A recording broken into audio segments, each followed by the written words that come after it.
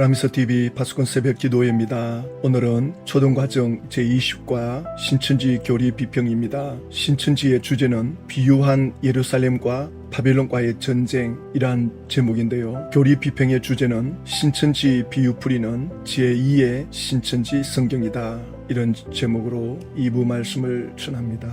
신천지 강사는 초등과정 20과를 시작하면서 비유한 예루살렘과 바벨론과의 전쟁, 여기에 대한 비유의 답, 비유는 신천지는 비밀로 풀죠. 비유를 비밀로 푸는 문학적 해석은 없습니다. 신천지만 유일하게, 또 모든 이단의 교주들이 대부분 다 성경을 자기 입맛에 맞춰서 풀어야 되기 때문에 그 명분을 비유풀이로 말하고 있죠. 그래서 신구약에 나오는 예루살렘에 대한 예언은 그 시대 사건에만 포함된 것이 아니라 오늘날 선민의 교단, 유재열 씨의 장막교단, 바로 그걸 두고 하는 말이다. 또 신구약 성경에 나오는 바벨론, 그것도 역시 그 시대뿐만 아니라 그게 비밀이 들어가 있는데, 이방 귀신의 교단, 먼저는 청지기 교육원이고 그 다음은 세상 모든 기독교 교회를 말하죠. 이 두 관계는 전쟁이 있는데 교리 전쟁, 교리 싸움을 하고 있다, 그렇게 말하고 있습니다. 그러면서 예언서에 기록된 국명, 지명, 인명은 역사적 배경을 빙자하여 비유로 기록했다. 예언서에 나오는 나라 이름, 또 지역 이름, 사람 이름, 또 역사적 배경은 비밀이 들어가 있다. 이걸 좀 더 쉽게 말하면 암호라는 거예요. 암호.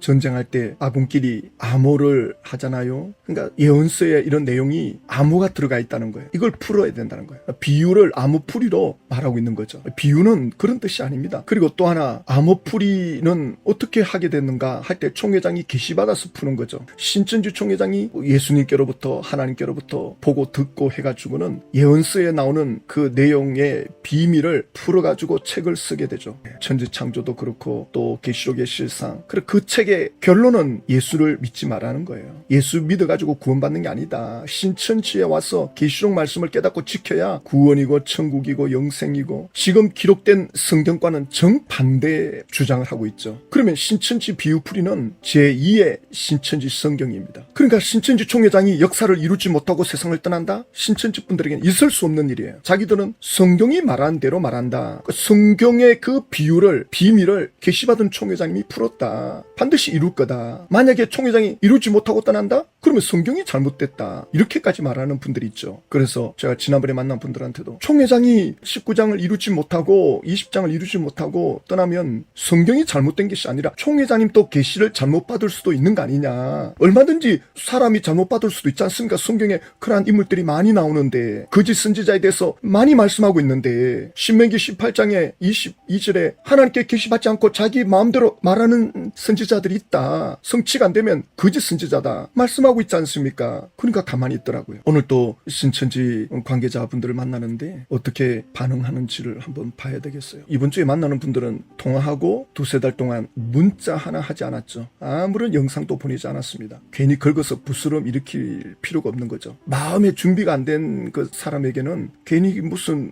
영상을 보낸다든가 무슨 말을 한다든가 도움이 안 되죠. 그래서 한 두세 달 동안 기도만 하고 있죠. 기도만. 때를 기다리는 거죠. 근데 이번 주엔 좀 만나야 되겠다. 만나봐야 되겠다. 신천지 총회장이 사망하면 신천지가 계시받아서 풀어놓은 제2의 성경, 그게 가짜란 말입니다. 성경이 가짜가 아니고 총회장이 계시받아서 비유풀이 해놓은 그 암호풀이, 그 책이 가짜단 말입니다. 성경이 가짜가 아닙니다. 총회장이 사망했다고 해서 성경이 가짜다, 못 믿겠다, 그러면 그건 마귀가 원하는 겁니다. 마귀가 제일 원하는 겁니다. 제발 성경 믿지 마라. 제발 성경 속에 예수님 믿지 마라. 이게 마귀가 원하는 겁니다. 신천지 강사가 초등과정 제20과 이걸 이제 비유풀이를 하면서 예루살렘 성이 오늘날 장막 성전의 교단이다. 그러면 무슨 근거로, 성경에 그런 근거가 있습니까? 그런 예가 있습니까? 그렇게 물을 걸 뻔히 아시니까 뭐라고 답변하느냐. 예를 들기를 계시록 11장 8절에 두 증인이 죽임을 받은 곳이 큰 성인데 영적으로 하면 소돔, 애굽, 골고다다. 이게 계시록 11장 8절에 나오거든요. 그 성은 영적으로 하면 소돔이라고도 하고 애굽이라고도 하니 곧 그들의 주께서 십자가를 못 박히신 곳이다.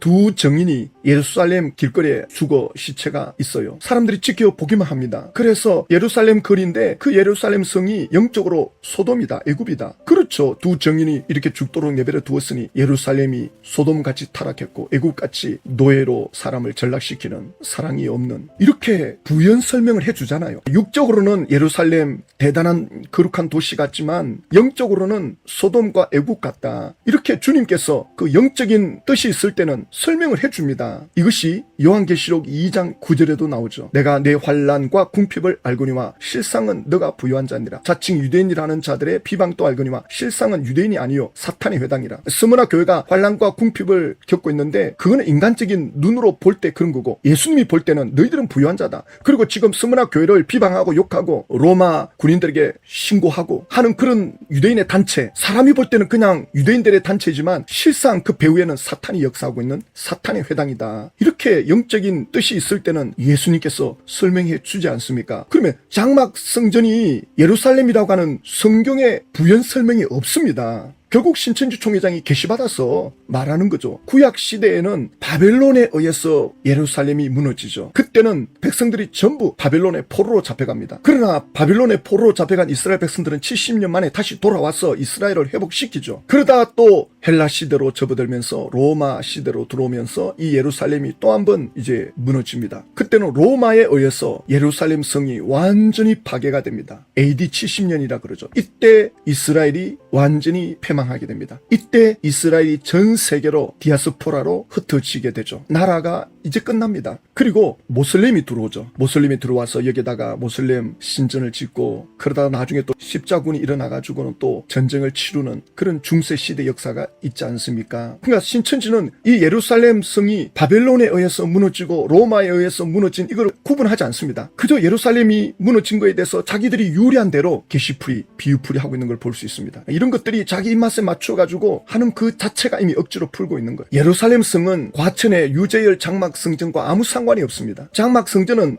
그 7사자는 호생 기도원에서 나온 사람들이고, 또 마침 그때 박태선 전도관이 이제 끝나는 시점이었죠. 박태선 교주가 세상을 떠나면서 그 7, 80만 명의 어마어마한 사람들이 뿔뿔이 흩어지면서 어디로 가느냐, 또 다른 어디 실상이 없나. 그래서 장막 성전에 모여들게 되죠. 바로 그 시점 아닙니까? 그렇게 모여들었는데 그걸 예루살렘하고 이제 이걸 자꾸 연결시키는 겁니다. 그러면서 그 장막 성전이 왜 무너지게 되는가? 바벨론에 의해서 무너졌다. 예루살렘이 바벨론에 의해서 무너지듯이 이방 귀신의 교단 청지기 교육은 오평호 교수가 이끄는 7머리 10뿔, 그들이 장막 성전에 들어와서 교리 전쟁으로 장막 성전의 사람들을 배도시켰다. 그래서 예루살렘에 전쟁이 났을 때 산으로 도망을 가야 하듯이 바벨론이 쳐들어오면 산으로 도망가야 된다. 그 산이 신천지다. 이렇게 나오죠. 그런데 이게 앞뒤 말이 맞지 않는 것이 뭐냐면요, 신천지가 말씀을 인용하는데 이제 마태복음 24장, 누가복음 20장 같은 내용이죠. 지금 이 전쟁은 로마가 일으킨 전쟁이거든요. 로마가 쳐들어온 겁니다. 너희가 예루살렘이 군대들에게 에워싸이는 것을 보거든 그 멸망이 가까운 줄 알라. 그때 유대에 있는 자들은 산으로 도망갈 것이며 성내에 있는 자들은 나갈 것이며 촌에 있는 자들은 거리로 들어가지 말지어다. 예수님께서는 예루살렘 성에 군대가 쳐들어오면 바깥으로 다 도망가라.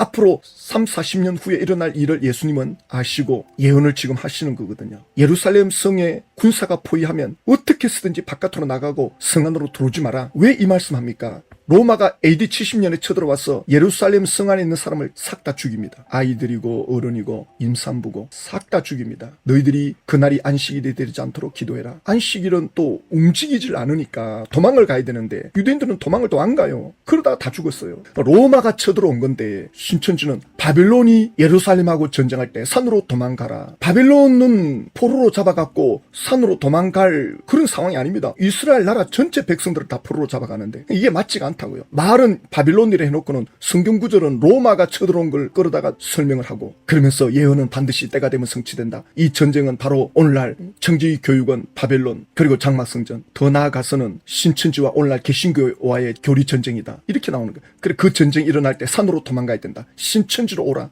그 이야기 하는 거 아닙니까? 그러면서 장막 성전의 교단이 예루살렘이다. 그러면 무슨 근거로? 장막 성전이 처음에는 하나님이 함께한 선민이었다는 거죠. 마치 예루살렘도 처음에는 하나님을 잘 섬긴 도시. 그렇죠. 예루살렘이 다윗에 의해서 도시가 형성됐죠. 다윗성이라 그러기도 하죠. 다윗이 여기 와서 자리를 잡죠. 예루살렘 도시에 성을 건축하죠. 그때 하나님을 잘 섬겼죠. 그러니까 예루살렘이 처음에 하나님 잘 섬겼다. 장막 성전도 처음에는 하나님 잘 섬겼다.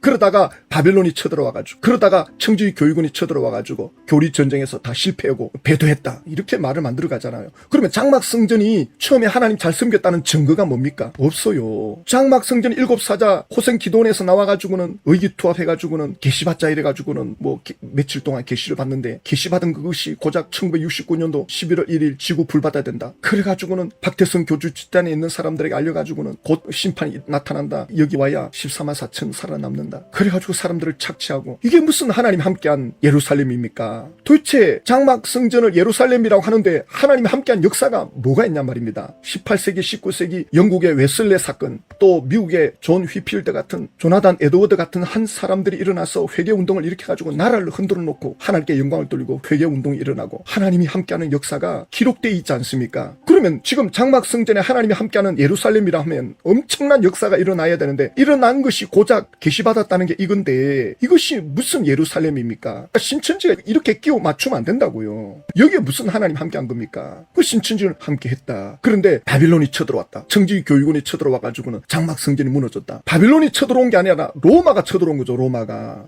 자기 입맛에 맞춰가지고 이렇게 만들어내는데 전혀 맞지가 않습니다. 사도행전 8장에 보면 예루살렘에 있는 사람들이 전 세계로 도망을 가는 사건이 나옵니다. 8장 1절에 사울은 그가 죽임 당함을 마땅히 여기더라. 스데반이 돌에 맞아 죽잖아요. 예루살렘 교회 집사 7집사 중에 한 사람. 이때 사울이 옆에 있었는데 이 사울이 나중에 이제 바울이 되죠. 그래서 바울도 이때부터 예수 믿는 사람을 잡아 죽이는데, 그날에 예루살렘에 있는 교회에 큰 박해가 있어 사도 외에는 다 유대와 사마리아 모든 땅으로 흩어지니라. 예루살렘에 그때 하루에 3,000명 5,000명 예수 믿겠다고 사람들이 몰려왔잖아요. 그러니까 로마 정부도 그렇고 유대 종교 지도자들도 이들을 가만히 두면 안 된다 해가지고 이제 무지막지하게 사람을 잡아 죽이는데 전 세계로 흩어지는 거예요. 이때 흩어진 사람들이 그 소아시아 지역의 7교회 다 거기에 들어간 멤버들 아닙니까? 이때 흩어지고 난 뒤에 한 20년 후에 예루살렘에 로마가 쳐들어오죠. 그리고 예루살렘에 있는 사람들 다 죽입니다. 이때 도망가던 사람들이 이해가 안 됐을 것입니다. 왜 이렇게 핍박을 허락했을까? 왜 전 세계로 우리를 흩어버리나? 왜 예루살렘에 모여있지 못하게 하나? 이해가 안 됐을 것입니다. 그러나 30년 지나고 보니까 예루살렘에 있는 사람들이 다 죽는 거거든요. 얼마나 놀랐겠습니까? 하나님은 그걸 이미 아시기 때문에 역사의 수레바퀴를 돌리는 거예요. 그 핍박을 통해서 교인들을 전 세계로 다 흩어버리는 거예요. 그래서 사도행전 28장 31절에 어떻게 끝이 나느냐? 하나님의 나라를 전파하며 주 예수 그리스도에 관한 모든 것을 담대하게 거침없이 가르치더라. 사도행전이 이렇게 끝나요. 하나님의 나라가 이때부터 벌써 시작이 됐습니다. 예수님을 통해서 하나님의 나라를 누리고 또 이 세상을 떠날 때 천국으로 들어가는 이 하나님의 나라, 그 하나님의 나라가 그때부터 증거가 됐다고요. 예수님을 통해서 담대하게. 그것이 2000년 동안 흘러내려왔고, 저 유럽을 통해서, 미국을 통해서, 중국을 통해서, 또 일본을 통해서 한국에 기독교가 들어온 거 아닙니까? 그 예수님을 우리가 지금 믿고 있다고요. 그런데 중간에 지금 장막 성전이 나와가지고는 하나님이 장막 성전을 선택했다. 다시 이들을 통해서 뭐 구원의 역사를 펼치는데 청지 교육원이 들어와가지고는 장막 성전의 사람들을 배도하게 만들었다. 그래가지고 신천지 총회장이 일어나가지고는 그 장막 성전의 사람들을 내쫓고 그들을 멸망시키고, 그래가지고 그 장막 성전의 그 인치는 그 역사가 신천지로 넘어왔다. 이게 다 거짓말 아닙니까? 지금 그 장막 성전의 오펑우 교수가 재판 중이었잖아요. 여기에 들어간 7명의 사자 7뿔, 거기 백동섭 씨가 들어간 적이 없는데 들어갔다 해가지고 지금 소송이 걸려있잖아요. 오평 교수는 이만희 씨를 본 적도 없다. 그 사람하고 다툴 일이 뭐가 있나? 총회장은 자기가 오평 교수를 쫓아냈다 그러잖아요. 둘 중에 한 사람 거짓말하고 있거든요. 지금 이제 8월달에 재판 이제 결과 나오면 이제 뭐 확실하게 나오겠죠. 그래가지고 신천지 총회장은 결론이 뭡니까? 예수 믿지 말라는 거예요. 예수 믿어도 구원이 없다. 신천지로 오라는 겁니다. 지금 시대는 신천지로 오는 시대다. 계시록 18장 19장 20장 이루어지면 육체 영생 들어간다. 아무것도 이루지 못하고 떠날 겁니다. 보십시오. 뭘 이룹니까? 지금까지 계시록 17장 이루었다는 것도 전부 다 조작돼 있는데, 신천지 분들은 완전히 세뇌되어 있는 분들은 신천지 교리 관점으로 세상을 보기 때문에 굉장히 어렵습니다. 총회장이 떠나면 혼란이 오겠죠. 그러니까 신천지 총회장이 떠나기 전에 앞으로 신천지가 어떻게 될 건가를 미리 말해줘야 하지. 안 그러면 총회장이 떠나고 난 뒤에 신천지 집화장 강사들이 얼마든지 교리를 수정해가지고 신천지 시나리오를 만들어낸다고요. 그래서 저는 할 수만 있으면 신천지 사람들을 만나야 되겠다. 한 명이라도 미리 만나야죠. 왜냐하면 총회장 사망하고 난 뒤에 만나면 효과가 떨어지죠. 물론 그때도 뭐 만나야 되겠죠. 해야 되지만 미리 말해놓으면 그래도 그분들이 방향을 잡을 수 있지 않겠습니까? 신천지 총회장이 세상 떠났을 때 우리가 어디로 갈까? 어디에 실상이 있을까? 실상은 예수 그리스도입니다. 고린도 후서 5장 17절에 그런 적 누구든지 그리스도 안에 있으면, 예수 안에 들어오면 신천지 12지파가 아닙니다. 신천지 12지파는 신천지 총회장이 자기 왕국을 만들기 위해서, 자기 세력을 키우기 위해서 인간적으로 욕심으로 만들어낸 12지파입니다. 사람이 지어낸 겁니다. 그게 무슨 대단한 하나님의 역사라고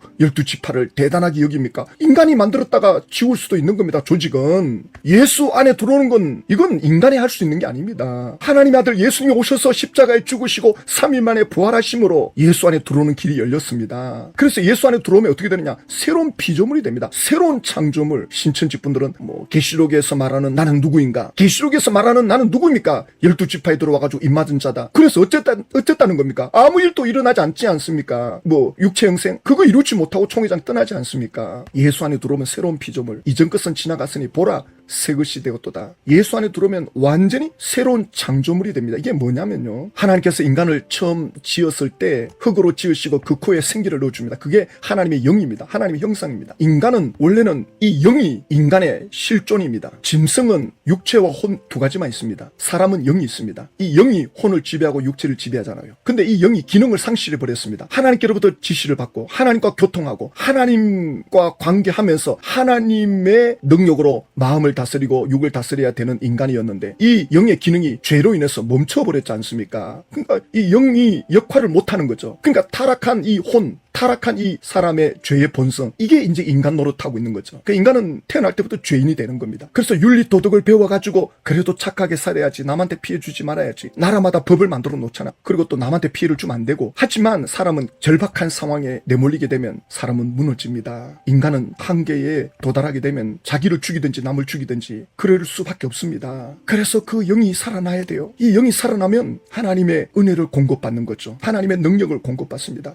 갈라디아서에서 말하는 사랑, 희락, 화평, 오래 참음, 자비, 양승, 충성, 온유, 절제, 이게 성령의 능력으로 혼 속에 들어와야 됩니다. 내 인간의 혼의 능력으로 오래 참아야 된다. 참다가 폭발해버립니다. 인간의 능력으로 뭘 참고 인간의 힘으로 사랑한다? 하다 안 되면 폭발해버립니다. 인간의 힘으로 하면 안 됩니다. 이거 오래 못 갑니다. 그리고 그 뒤에서 마귀가 계속 속닥거립니다. 계속 미혹합니다. 열받게 만듭니다. 이 마귀가 끊임없이, 마귀가 가룟유다 마음속에 예수를 팔려는 생각을 넣듯이 마귀는 이 혼에다가 끊임없이 생각을 집어넣어줍니다. 이 마귀는 영 속에는 못 들어오거든요. 성령이 계시기 때문에. 그 혼에다가 끊임없이 생각을 넣어줍니다. 그래서 이게 마귀로부터 온 생각이냐, 성령으로부터 온 생각이냐, 내 생각이냐. 그래서 우리가 성경을 자꾸 알려고 하는 거 아닙니까? 왜냐하면 영적 세계는 인간의 오감으로 느낄 수가 없거든요. 성경을 통해서만이 이 영적 세계를 알 수가 있는 겁니다. 그래서 이 성령의 능력을 입어야 됩니다. 우리는 성령의 능력, 영에 집중해야 됩니다. 내 혼이나 내 육체를 보면 안 됩니다. 내 인간의 모습을 보고 좌절하거나 죄책감에 빠지면 안 됩니다. 하나님은 우리 영을 봅니다. 예수님은 나의 영을 봅니다. 그리고 너는 거룩한 자다, 너는 내 자녀다, 이 영을 보고 하는 말이지, 너가 교회 잘 다니고 신앙생활 잘하니까 내 자녀구나, 아닙니다. 그 영이 거듭난 거예요. 그 영이 살아났기 때문에 너는 내 자녀야, 너는 내 소유야. 그 영을 보고 하나님이 거룩한 자다, 너는 내 소유자다, 이렇게 말씀하는 겁니다. 그래서 이 영이 사랑과 희락의 능력으로, 때로는 고린도전서 12장에 신령한 은사들로, 지혜 말씀 은사, 지식의 말씀 은사, 믿음의 은사, 능력 행함의 은사, 영분별의 은사, 예언의 은사, 병고침의 은사, 방언의 은사, 또 로마서 12장 하면 섬기는 자는 섬기는 일로, 봉사하는 자는 수고하는 일로, 또 구제하는 일은 열심으로, 섬기고 봉사하고 구제하고 궁유를 베풀고, 그런 모든 것들이 성령에서 비롯되는 능력입니다. 그 성령의 능력으로 사명을 감당하는 것이 은사입니다. 우리는 그 성령의 능력으로 그 영의 사람에 의해서 움직여야 되는 거죠. 그래서 끊임없이 우리의 시선은 이 영에 집중하는 겁니다. 우리의 마음은, 우리의 생각은 이 영에 집중을 하는 겁니다. 이 영이 뭐라고 말하는가, 그걸 알기 위해서 끊임없이 우리는 성경에 집중하는 겁니다. 신천지가 와야 될 때 도대체 우리가 어디로 가야 되나? 장소를 찾을 것이 아니라 예수 그리스도 안으로 들어오셔야 됩니다. 예수를 믿는다는 것이 무엇인지를 알아서 예수 안에 들어오면 거듭나는 겁니다. 그리고 예수를 먼저 믿었던 분들이 신천지 안에 들어갈 수도 있어요. 이 영이 살아났는데 그래도 미혹을 받아서 신천지 안에 얼마든지 들어갈 수 있죠. 택한 자녀들을 마귀가 할 수만 있으면 미혹한다고 했으니까 신천지 안에 들어가도 이 영은 살아 있습니다. 신천지 안에 들어갔다고 해서 구원받은 영이 죽거나 그러지 않습니다. 그러나 신천지에 들어가면 귀신의 가르침을 받기 때문에 그 혼이 영에 집중하지 않고 귀신의 가르침, 신천지 교리에 집중해 있기 때문에 그 영의 기능이 완전히 마비되어 있는 거죠. 굳어 있는 거죠. 그래서 예수를 진실로 믿었던 사람들이 신천지 안에 들어갔다. 뭔가 갈등이 있을 것입니다. 뭔가 이상한 느낌이 계속 그 속에서 발동이 됐을 것입니다. 그래서 신천지가 무너질 때 그때 성령께서 역사하실 것입니다. 하나님의 택한 백성들을 건질 것입니다. 그 일에 저희들이 통로가 되어야 됩니다. 주님께서는 그러한 사람들을 찾고 계시는 거죠. 그래서 우리가 기도하는 것입니다. 오늘도 우리가 이들을 위해서 기도해야 됩니다. 하나님 아버지, 신천지 총회장에 계시는 제2의 성경이 될 정도로 신천지 사람들을 세뇌시키고 있습니다. 이것은 귀신의 가르침입니다. 더 이상 미혹받지 않게 하여 주시옵소서. 예수님의 이름으로